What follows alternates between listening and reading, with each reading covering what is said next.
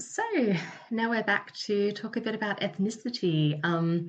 So if we think back to our definition or the way in which we were understanding race, if race is our kind of, at least our social perception of physical characteristics, then ethnicity, by contrast, is focused much more on what people do, the kind of cultural practices that they take part in. So rather than what they physically look like, it's about what they do and who they're kind of identified with and by. So it's much more about behaviors and kind of group practices. So I think it's really important to keep in mind that while we use the word ethnicity to discuss, for instance, ethnic minorities, and we think of ethnicity as something very other in many ways, especially for those of us that happen to be from kind of Anglo, like European, Euro-American kind of backgrounds and such. But ethnicity is actually something that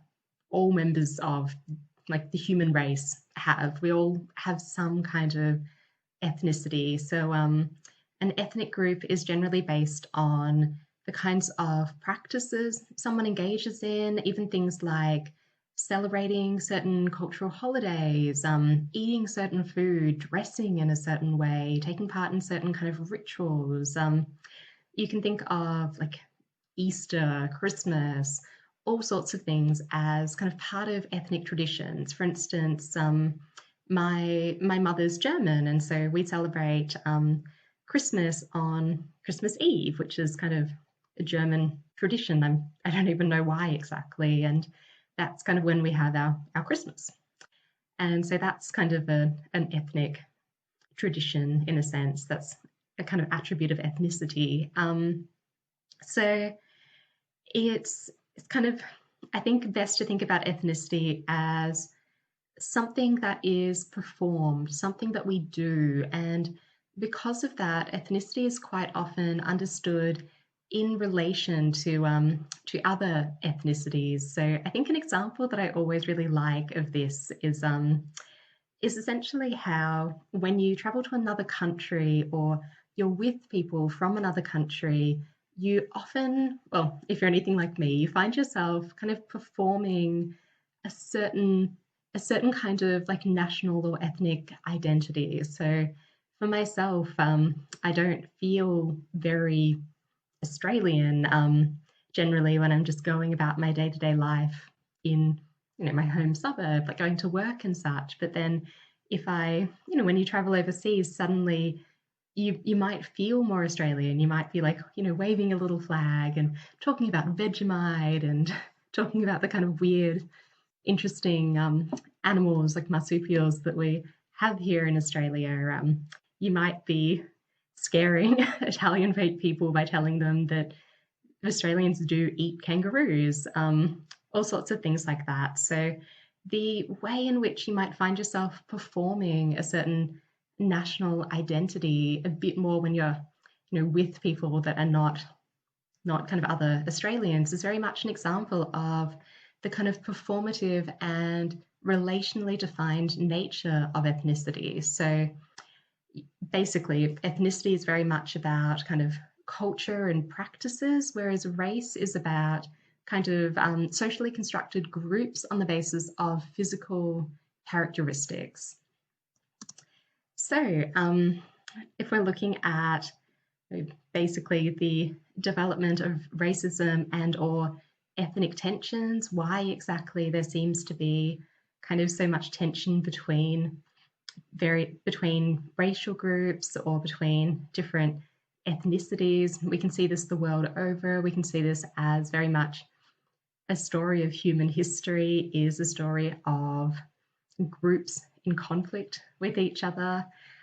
One very popular explanation and very simple explanation of this is essentially that the kind of origins of racism, of kind of in-group and out-group tensions can be found in our inherent distrust of the other. So if you think of a kind of hypothetical example in which an individual stumbles into another village or another tribe, another kind of clan group, to which they don't belong, then they probably seem to be a threat. They're not one of us. They're not part of these social norms and assumptions that we already have. You don't completely trust their behavior. You don't know how to anticipate how they're going to act. So this probably sounds quite simple, but our kind of distrust of the other and our thoughts about people like us are really at the heart of a lot of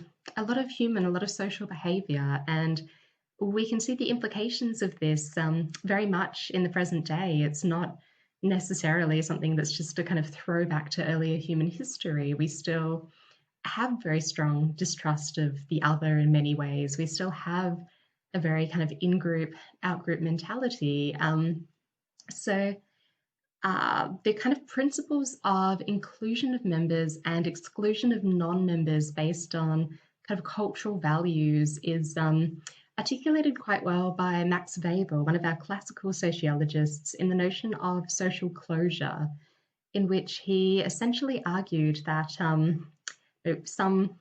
that we essentially form groups and within that form norms as a way to control resources, so control kind of access to scarce resources. We say, this is kind of our in-group and this is what we do, and we kind of close ranks, and then outside of that, you cannot access these resources. You're not one of us. So you can see some kind of sense in that. And Weber argues that it happens at the level of whole societies as well as on more kind of micro levels. So you can see social closure in schools or in kind of friendship groups, in cliques, all sorts of things. So it's something, again, that's quite ubiquitous throughout human behavior, and it often has a bit of a kind of racial or ethnic character to it. It's based on racial and ethnic lines. So some kind of key terms when we're looking at kind of ethnicity and race and social closure. The first one is this ethnocentrism. So ethnocentrism and social closure, kind of group closure, often go together. And ethnocentrism is essentially a kind of suspicion of the other and a tendency, especially to negatively evaluate the cultures of others by kind of taking on a positive view of your own culture. So by saying, for instance, this culture is not very good because it doesn't do X, Y, and Z, which my culture does do. So that can be kind of an ethnocentric view of another culture. And if any of you have kind of older grandparents who maybe are from a migrant background, you might have some very funny examples of this type of idea. I know myself, I have or had, he unfortunately passed away a couple of years ago, a very kind of grumpy German Opa who essentially thought that everything that we did here, from baking bread, preserving like different vegetables and all sorts of things, were just not quite as good as anything they could ever do in Germany. And it just never quite measured up. He always used his own culture as a kind of yardstick with which to judge every other culture, and often always find it lacking. And so if ethnocentrism is that type of approach, then the kind of opposite of this is something that we can call cultural relativism, which is kind of quite a sociological concept in which you are kind of prompted to view cultural practices and ethnic groups from their own perspective. So try to understand them within their own terms, try to understand, trying to essentially have like an immanent view of a specific culture. So rather than saying, for instance, that like eating this certain animal is disgusting because it's never something you've considered eating, you might instead try to put yourself in the place or understand the position of someone from another country who's grown up doing that, who thinks that's completely normal and good, who, for them it is normal. So essentially cultural relativism is trying to trying to essentially put yourself as much as is possible in the place of the other and break down this kind of distrust of the other or judgment of the other on the basis of your own experiences.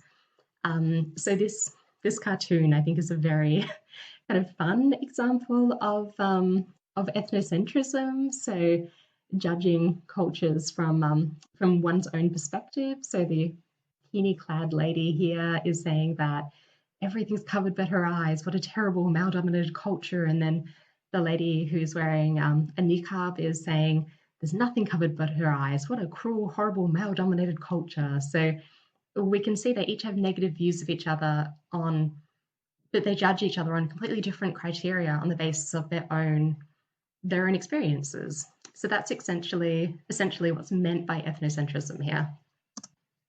So next I wanted to talk to you a bit about some contemporary social theorists of ethnicity, and especially these theorists have looked quite a lot at migration, at living in multicultural societies. So the final theorist I'll speak to you about particularly works on Australian society, which is quite interesting and relevant for us. So the first theorist is Herbert Garns, and essentially Garns argued that the kind of grandchildren and even great-grandchildren of migrants can tend to kind of retain a strong sense of ethnic identity, even when this is no longer a matter of like language and of traditions. So for instance, there's the tendency for migrant families to teach the kind of first generation born in Australia the language of their country of origin, and maybe the second generation, maybe not. But then by the time you've gotten to the third generation, generally the language is kind of dying out, not dying out, but they're not as likely to be speaking that language in the family home. They're not quite as likely to be holding on to traditions quite as tightly. They might be making old El Paso kind of tacos like the rest of us, and just buying the kind of general Aussie things rather than cooking their kind of cuisine from their country of origin. So in that type of sense, they might not be fitting within these kind of ethnic traditions, but Gans argues that their sense of ethnicity, rather than being based on the general like language traditions that we would usually discern ethnicity as being based on, they instead kind of indicate and find meaningful aspects of their identity through particular kind of symbols, through assembling symbols such as wearing a Celtic cross or a cedar of Lebanon.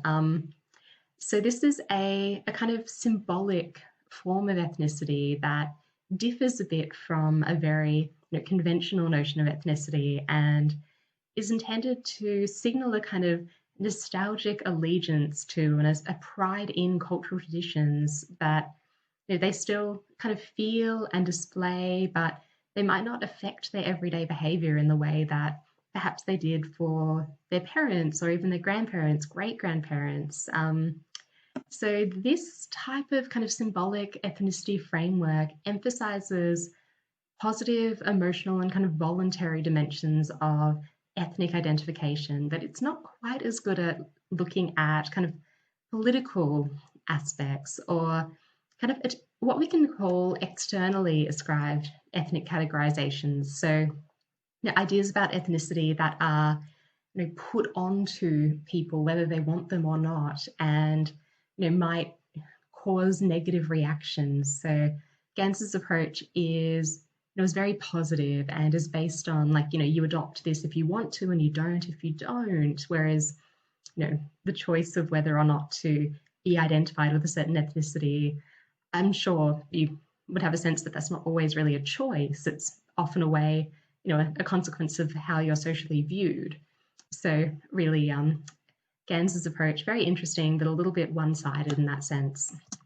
So then our next theorist is, again, looking at those who have migrated often. It's Homi Baba, who's a fantastic post-colonial theorist who essentially tries to go beyond this older idea of people from kind of ethnic groups being stigmatized or being viewed as other within Western states, Western contexts, and instead proposes that he proposes the notion of ethnic hybridity as what he calls a third space. So essentially, a space that's negotiated by people who maybe are again like the kind of first or second generation of migrant family who are trying to reconcile aspects of their their migrant versus their like local identity. And he argues in many ways that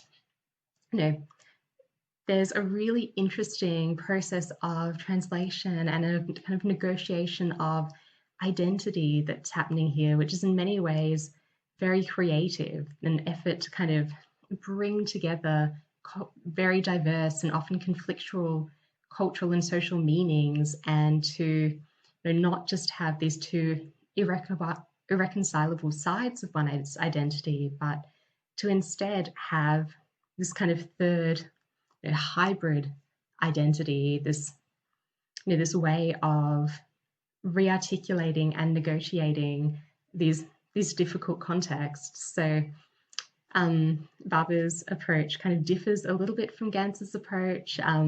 It does look at kind of some of the more, what we could think of as negative aspects of ethnicity, and especially of an ethnicity that's from kind of a migrant identity background.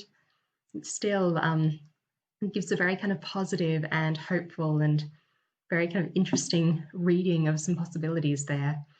And then the final theorist that I'd like to speak to you about is Ghassan Haj, who is an Australian anthropologist. And Haj has done some really, really fascinating work on the notion of whiteness and what whiteness actually means. And reading this quote here, Haj defines whiteness as a fantasy position of cultural dominance born out of the history of colonial expansion.